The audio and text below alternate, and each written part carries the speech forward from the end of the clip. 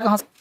तो ये वर्ड बहुत पुराना है, क्लोज टेस्ट। एक्चुअली हुआ क्या था कि जब सेकंड वर्ल्ड वॉर के टाइम में क्या हुआ था कि जब सेनाएं डेवलप हो रही थी तो वो सेनाओं को क्लोज कर रहा था। क्या था? क्लोज। तो ये वर्ड जो है इंग्लिश वर्ड नहीं है, ये वर्ड दूसरे भाषा का वर्ड है जिसमें वो लोग close close close close word, वहाँ स्पेलिंग यही लिखा था, स्पेलिंग यही लिखा था, क्लोज मतलब समीप, समीप और समीप आ जाओ। तो बेसिकली इंडिया में सब प्रचलित नहीं है, लेकिन जैसे किसी के देखा था कि अब विदेशी का नाम तुम रख लो, हैरी, जैकी।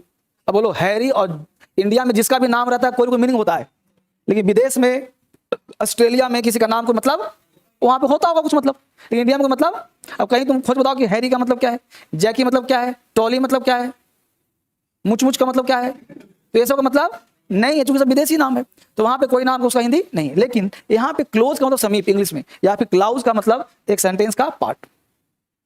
तो या तो क्लाउज टेस्ट या तो क्लोज टेस्ट, लेकिन अब नाम यही दिया है तो हम तो चेंज कर सकते नहीं, लेकिन आप लोग समझो कि मतलब क्या है, राइट।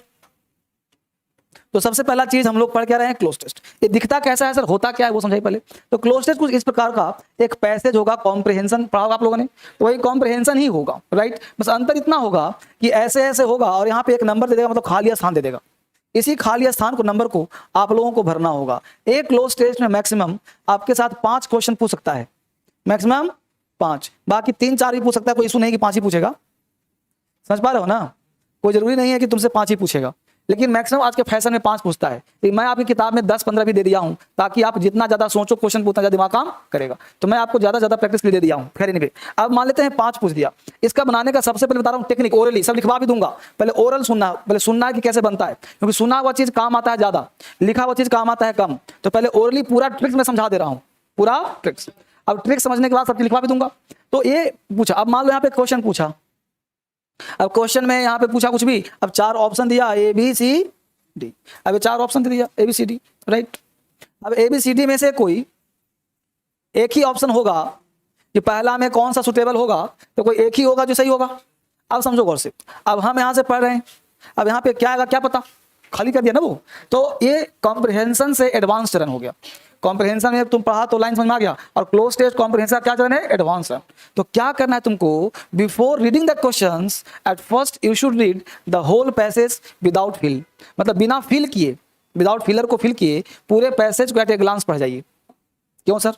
क्योंकि इससे आइडिया लग जाएगा कि पैसेज जाना कहाँ चाहता है, पैसेज का आइडिया क्या है, पैसेज का कॉन्सेप्ट क्या है, पैसेज हिस्ट्री का है, पॉलिटी का है, इकोनॉमी का है, साइंस का है, या ऐसी कुछ कहानी है, क्या है, कुछ तो समझ आएगा जी।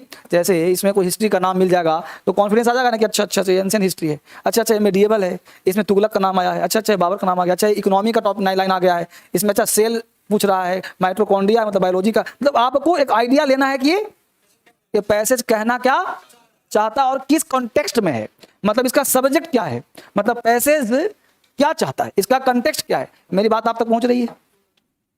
तो पहले क्या काम करना है, क्यों पढ़ेंगे पैसेज, आइडिया लेने के लिए कि भाई पैसेज का नेचर कैरेक्टर कैसा है, एक ये तुम्हारा साइंस का है कि आर्ट्स का, सब्जेक्ट मैटर क्या, पहचानने के लिए। कहीं भी पार्टी में जाते हो तो आदमी का नाम वाम पूछते ना हो, मिलते जुलते ना हो, कि पहले आके भोजन शुरू कर देते हैं, नहीं ना, मिलते जुलते आराम से दोस्ती करते हैं पहले, ठीक ना, मिलजुल लिया कि भाई कौन कहाँ पे क्या है क्या।